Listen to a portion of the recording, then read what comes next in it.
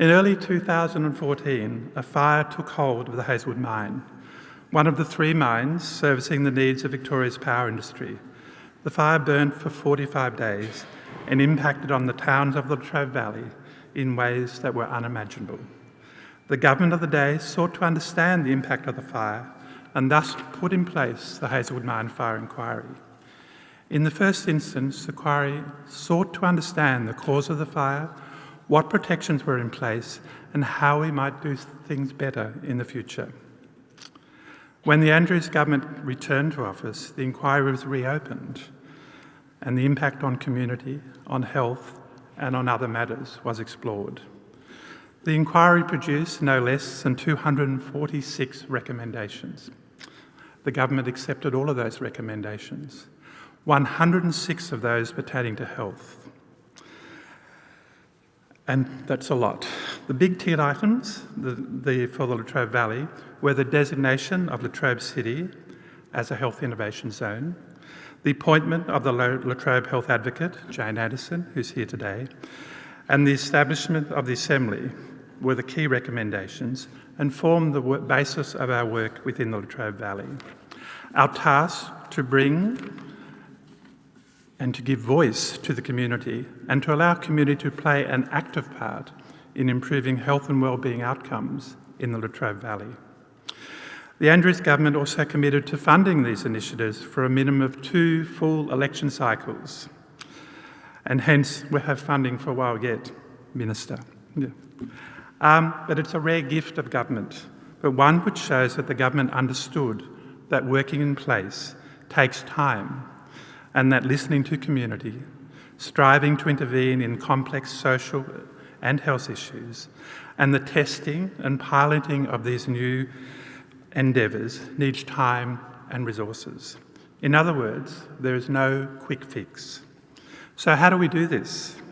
At the heart of our work is listening, having the right people listening and trying new ways of intervention. We have a board with an independent chair appointed by Cabinet and the Minister for Health.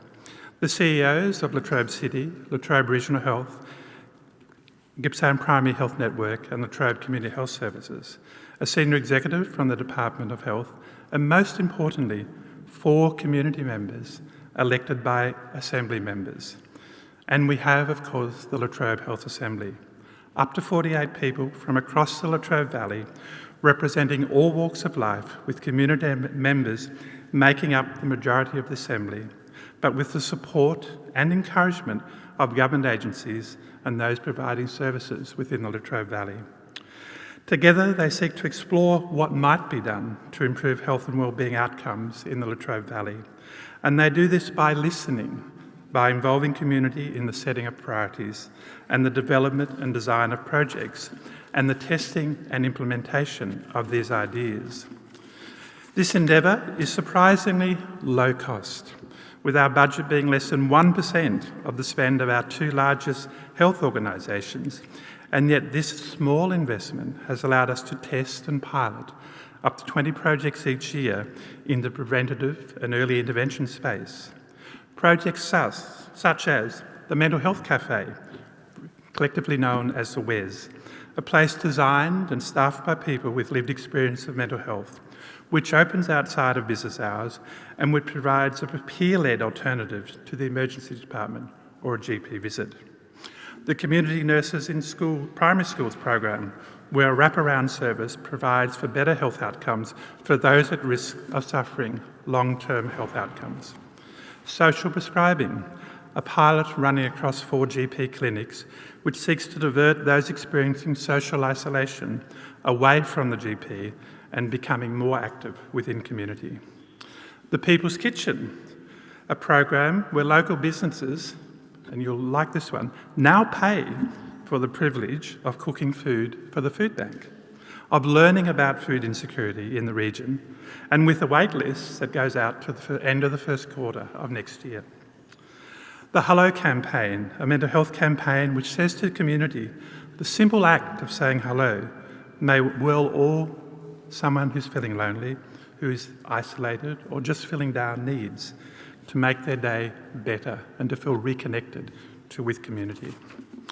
Of course, there are many other projects in place, a 5-year chronic disease plan for the Latrobe Valley, a suite of projects looking at food security, a healthy choices, an exploration of early childhood interventions and physical literacy, projects that seek to enable the 85% of those who do not engage in community sports to become more active.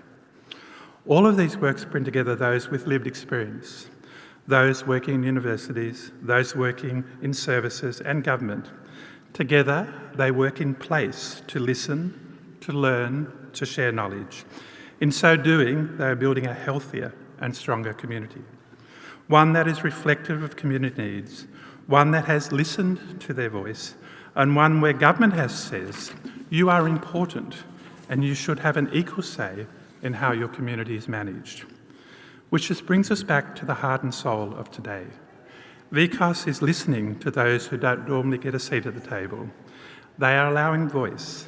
It is saying to community, we are listening and we understand a good life is about ensuring that our fundamental basic need, our universal needs are met.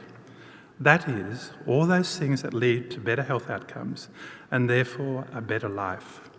For the Latrobe Health Assembly, listening to community through our unique experiment is a rich opportunity. So too, VCAS Listening Tour. It tells a story which we can all learn from and which is about more than of this and more of that. Rather, it is about giving community voice and allowing them to shape their future in a way that respects and acknowledges that we all have a role to play in living a good life.